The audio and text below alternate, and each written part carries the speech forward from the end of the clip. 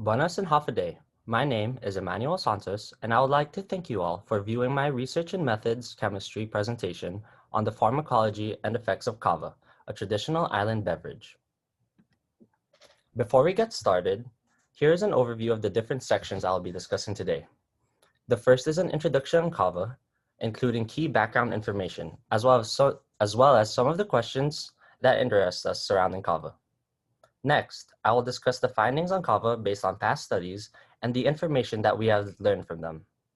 This will include its pharmacology, proposed biological mechanisms, and its role in anxiety treatment. Third will be the health risks associated with kava, followed by an overall discussion on the limitations and concerns of past kava studies. The last section will be reserved for a short summary and for the future implications of kava. First up is the introduction to kava. What is it? Kava is the extract from the root of a pepper plant, as seen on the right, that is indigenous to the Pacific Islands, called Piper methysticum, which literally means intoxicating pepper. However, the term kava itself can be used to describe the plant and not just the extract from the root. Kava has been a crop widely used and consumed in the Pacific for centuries now. Although kava is the most common name for the plant extract, other islands in the Pacific have unique names for it too. In Pohnpei, for example, it is known as sakau, and in Fiji, kava is known as yakona, which so happens to also be their national drink. The most common way that kava is consumed is by grinding the root of the plant into a powder and then mixing it to create different beverages. As I mentioned earlier, kava has been used in the Pacific region for centuries as an entheogen. Now, what exactly is an entheogen?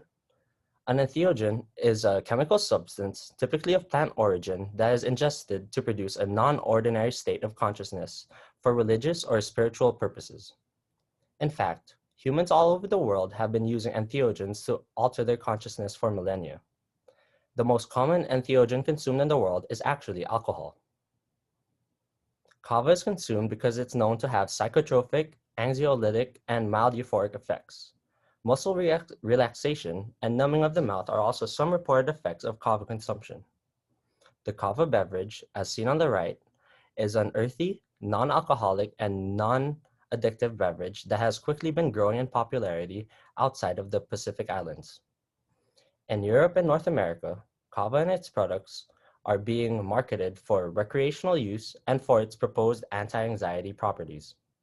An enticing factor to consumers is the variety of kava products, from powders, beverages, tinctures, and many more.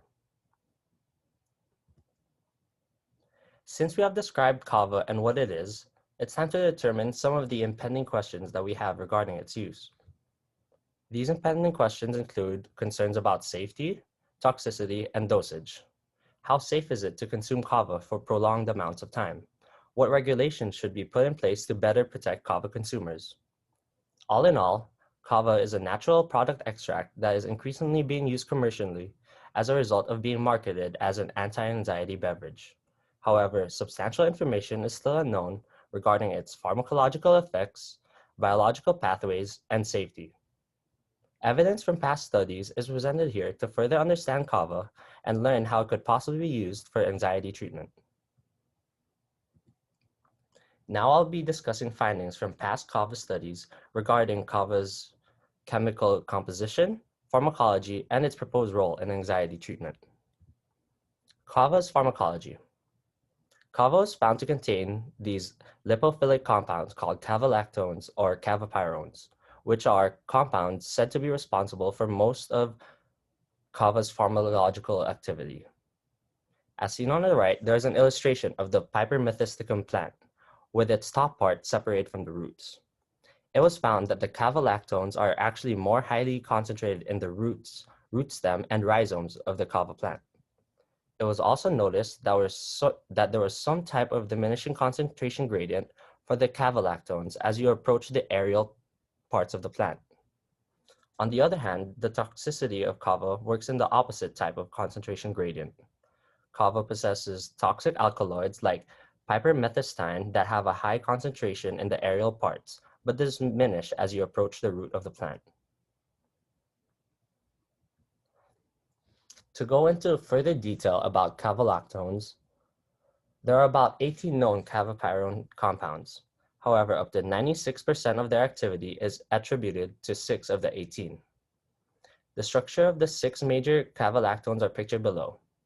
First is yangonin, followed by desmethoxyyangonin, cavane, then dihydrocavane, methysticin, and finally dihydromethysticin. Studies found that all of the cavalactones were metabolized in the liver by the cytochrome P450 or CYP450 system. An important thing to consider for studying cavapyrones is that the method of extraction can greatly impact the cavalactone content. A variety of extraction methods can be used to extract kava, both polar and nonpolar. As previously stated, kava has been reported to have a wide variety of pharmacological effects, including anxiolytic, anti-stress, sedative, muscle relaxant, and mild anesthetic effects. Studies in the past have suggested possible mechanisms for cavalactones to act on the body. In vivo and in vitro studies have elucidated that kava enhances the ligand binding to gamma-aminobutyric type A receptors, or GABA-ARS. As a result of these studies, the prevailing theory in research is that cavalactones mainly target these GABA-A type receptors. It is believed that cavalactones are able to modulate the GABA type A receptors by the inhibition of sodium and calcium ion channels, rather than by binding directly to the GABA type A receptors. This biological mechanism is especially important because of the role GABA type A receptors in the central nervous system and how it can affect anxiety, specifically for generalized anxiety disorder, or GAD. Now I will be going into further detail as to why the gamma-aminobutyric type A receptors are of importance when studying kava's role in treatment of anxiety. GABA type A receptors are the major inhibitory neurotransmitters in the human central nervous system, which are found to be responsible for reducing the activity of neurons when we experience things such as fear or anxiety.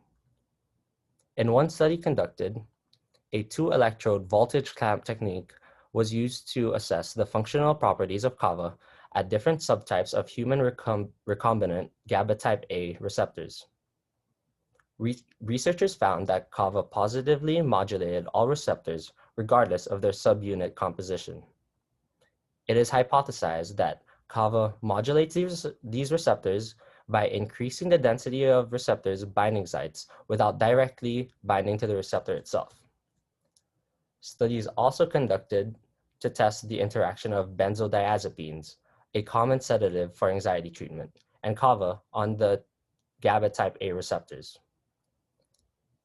As seen on the right, the GABA receptor generally has 5 subunits, 2 alpha, 2 beta, and 1 gamma subunit.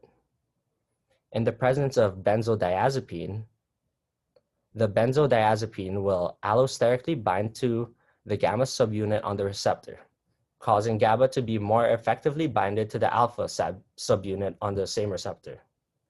The second structure on the image on the right shows that the binding of benzodiazepine on the GABA type A receptor leads to a greater movement of chloride ions into the neuron, resulting in the neuron to become hyperpolarized.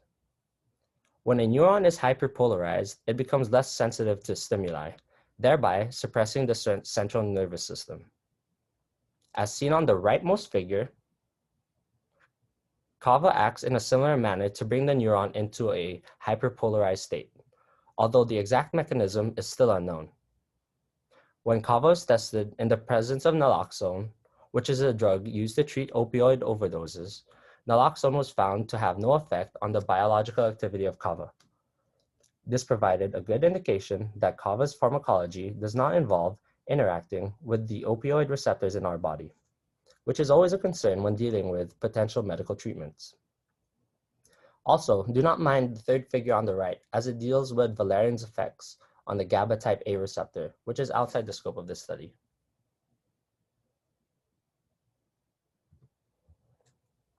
Now that I have discussed how kava is thought to function in the body, it is time to address the results from past studies on kava's potential to treat anxiety.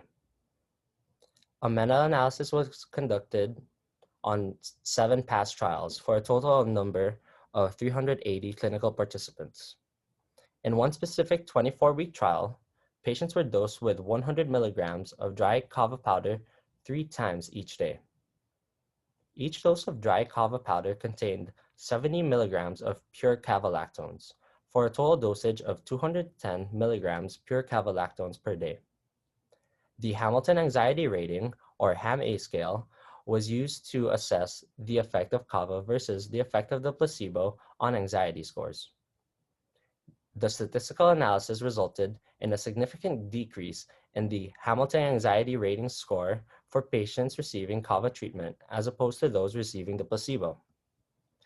Patients treated with the kava extract decreased their HAM-A score by 68.4% at a p-value of less than 0.001, while those receiving the placebo decreased their HAM-A score by 51.6% at the same significance level. One thing to know about these trials is that the most common health issue reported was an upset stomach, of which a couple of patients had to deal with. The most important takeaway from the study was that researchers found that the effects of kava extract on Hamilton Anxiety Rating Scale were small, suggesting that larger future trials with a longer duration are needed to establish the exact role of kava in anxiety treatment. The following section discusses the potential health risk associated with kava consumption. Kava-induced hepatotoxicity is the #1 health concern related to kava consumption and is the main culprit in receiving backlash on kava's usage. Hepatotoxicity, from the term hepatic toxicity, is simply defined as chemically driven liver damage. Cases of kava hepatotoxicity were reported in numerous countries in the early 2000s, including Germany, Switzerland, and the United States. As a result of these cases, the Food and Drug Administration, or FDA, issued an advisory in 2002 on the potential risk of hepatotoxicity when using kava. However, it was never banned. Unlike in Germany, where the use of kava products was banned in the same year, following the reports of kava hepatotoxicity, the World Health Organization began to review 93 of the presumed hepatotoxicity cases. Some of the information they gathered was that the mean age of the patients experiencing hepatotoxicity was 45 years old. Of the 93 cases, 79% of the cases were women. The overwhelming majority is thought to be indicative of women using kava as an anti-anxiety product, since research has found that women are twice more likely to experience anxiety over men. In this case series, 7 of the patients died while 14 of them required liver transplants. The rest were able to fully recover. An important takeaway from this World Health Organization case study is that it is impossible for the researchers to find a causative determination of kava-inducing hepatotoxicity due to a lack of evidence and substantial missing information. Now for more on kava hepatotoxicity. From the 93 reported cases to the World Health Organization, an extensive review was conducted in 2008 on 26 of those cases occurring in Germany and Switzerland. From the 26 cases, 3 patients died and 6 of them required liver transplants. As seen in previous cases, the rest were able to fully recover after cessation of kava use. The researchers found that all of the patients that experienced hepatotoxicity were consuming kava in the form of ethanolic and acetonic extracts. This makes sense when considering the elucidated structures of cavalactones that were mentioned earlier. Since cavalactones are lipophilic compounds, they are more soluble in the organic solvents, which will yield a better extraction for a higher concentration of cavalactones in the final product. German regulators reported that the recommended kava dosage be no more than 120 milligrams of cavalactones per day for a span of no longer than 3 months. However, 79% of the cases of hepatotoxicity involved patients that admitted to using a greater amount than what was recommended.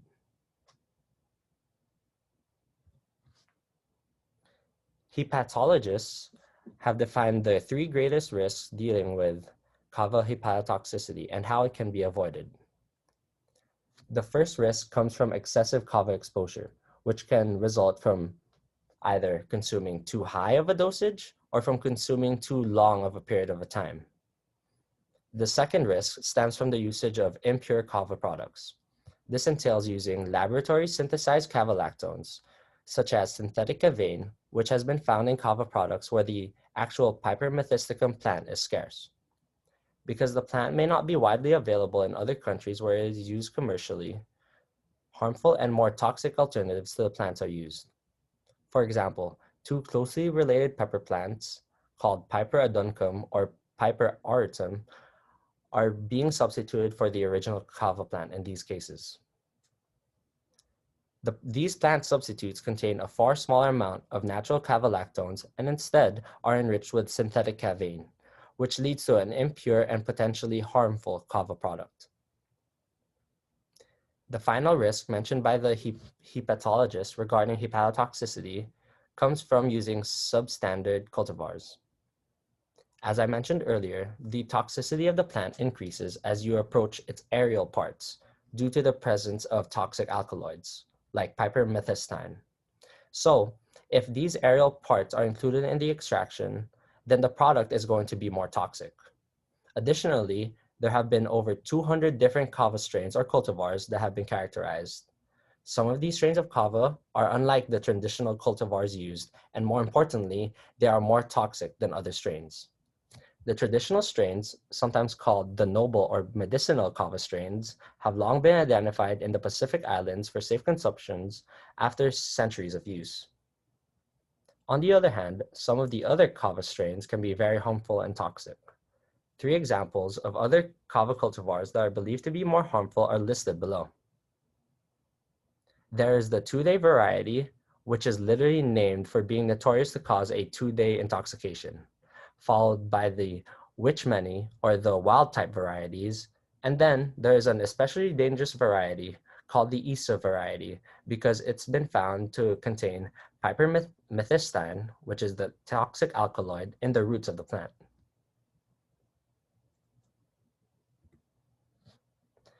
The second health condition related to kava consumption is called kava-induced dermopathy. It is a condition that is only seen in people that use kava for prolonged periods of time.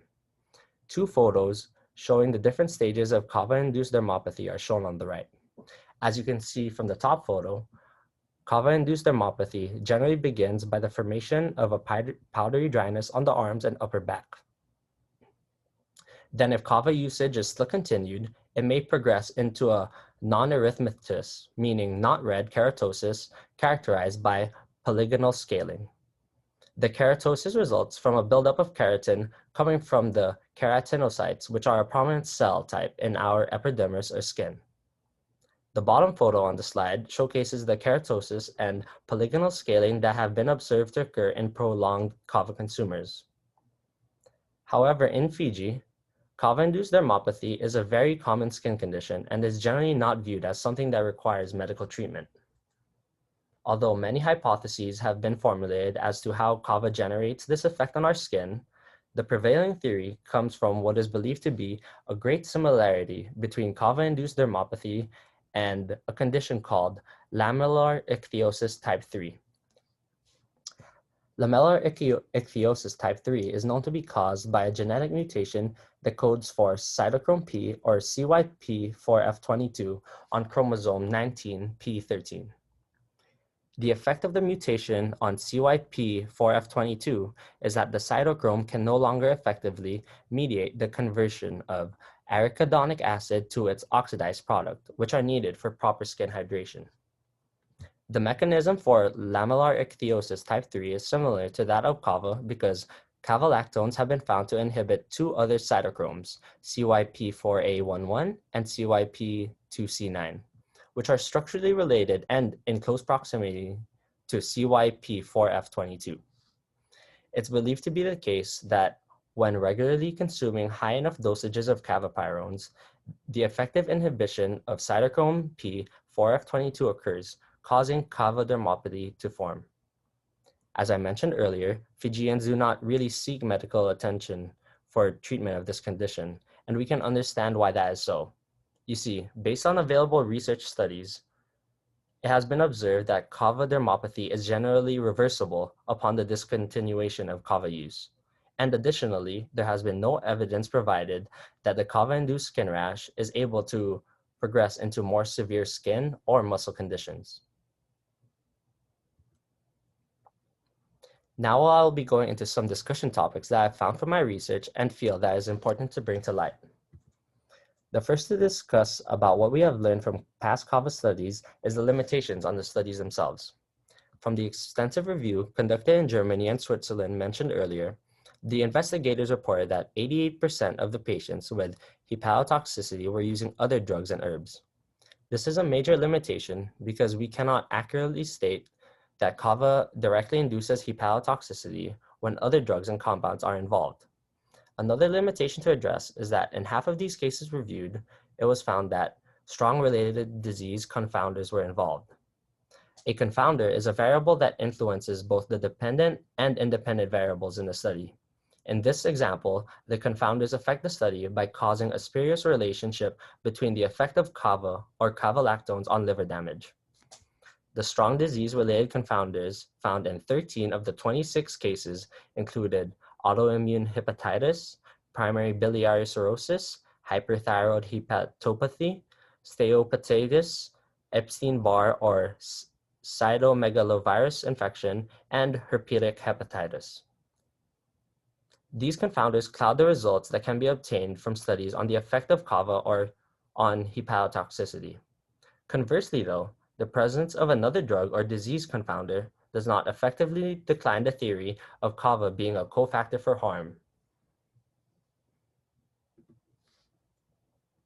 The following discussion points are conclusions that are drawn from studies conducted. First is that the part of the plant used, its processing techniques, and specifically the extraction solvent and the ratio between solvent and plant material in the case of kava extracts may have considerable influence on the chemical composition of the end product. It can also be concluded that based on the information given from past reports on kava, the ethanolic and acetonic extracts of kava pose a higher health risk than the aqueous extracts due to their greater concentration of cavalactones. This implies that the more traditional extraction technique for kava, involving water-based methods, are safer for consumption, as this is backed up by the lack of hepatotoxicity cases occurring in the Pacific Islands, where kava is extracted in a traditional manner. Now that we consider this, it is not far-fetched to say that it's possible that the problem of kava hepatotoxicity resides at an early level of its production, perhaps at planting, harvesting, and storage of kava plants.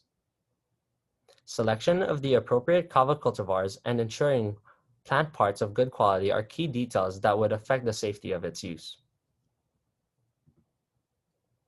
At present, little evidence exists that the primary psychoactive constituents known as cavalactones or any other constituents of the kava plant are the toxicological culprits for kava hepatotoxicity.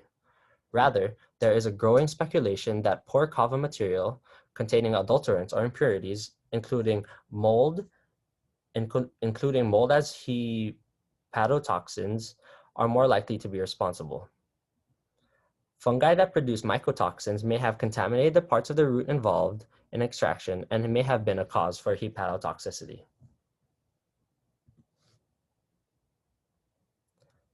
For the last section, I will be giving a short summary on what we know about kava thus far and exploring the potential direction of kava future research. In summary, kava is the extract from the root of the Piper methysticum pepper plant, native to the South Pacific Islands. It's been used traditionally in the region for its psychotropic and anxiolytic properties for medicinal, spiritual, and ceremonial reasons. The major constituents found in kava are lipophilic compounds called cavalactones or cavapyrones. These compounds are attributed for Kava's pharmacological effects, of which 6 of the 18 known Kava-lactones are responsible for most of its biological activity. Kava-lactones are thought to be effective in treating anxiety by modulating the GABA type A receptors found in our nervous system. The results from studies are supportive of this hypothesis, although investigators have admitted that effects of Kava were small and that more research still needs to be conducted. As for the negative health effects on Kava, Kava-induced hepatotoxicity is the major concern, despite the lack of solid evidence that the condition is directly caused by Kava. Dermopathy is the second condition related to Kava use, but it's generally reversible after cessation. And then the main risk to avoid when using Kava is overexposure, using impure products, and using more harmful strains of Kava. Steps have been made since the initial outbreak of Kava hepatotoxicity outside of the Pacific in order to better ensure the safety of its consumers. The Kava Act was created in 2002 by the Vanuatu government and has since been updated with characterization of the noble and medicinal strains of Kava, which have been determined to be safe for cultivation, extraction, and determination. After over a decade-long ban, Germany lifted their Kava ban in 2015 after it was argued that the cases of hepatotoxicity came as a result of poor quality control and that the government was not considering the possible health benefits associated with Kava. In the United States, however, the American Kava Association was formed and has created a certification program for Kava growers and suppliers. The goal of the certification program is to minimize mold, parasites, and bacterial contamination of Kava plants and products, while they also regulate the use of substandard Kava cultivars and aerial parts of the plant. Based on the current state of Kava in research, I suggest that future studies may consider focusing on the following issues. First would be to investigate and confirm the speculated safety of traditional aqueous extracts. Doing so would be beneficial in determining safe Kava extraction methods and in promoting the use of aqueous extracts over ethanolic and acetonic extracts if they are proved to be safer. Most of the studies conducted on Kava have had a short trial period of about 4 to 8 weeks. Therefore, conducting a long-term study on the efficacy and safety of Kava for anxiety treatment would be beneficial. This goes hand in hand with the next direction for future research, which would involve conducting a study in a more realistic environment. Since the effects of Kava and anxiety have only been studied in clinical trials, perhaps learning the implications of a realistic setting will provide a better perspective on how it can be used. And lastly, more data are needed to truly determine the impact of Kava on drugs like benzodiazepines and opioids, which have the potential for pharmacological activity between species. This concludes my presentation, and here are my references used. Again, I would like to thank you all for viewing my presentation for research methods on the pharmacology and health risks of Kava. I would also like to give special thanks to Dr. Vuki for his guidance throughout the semester.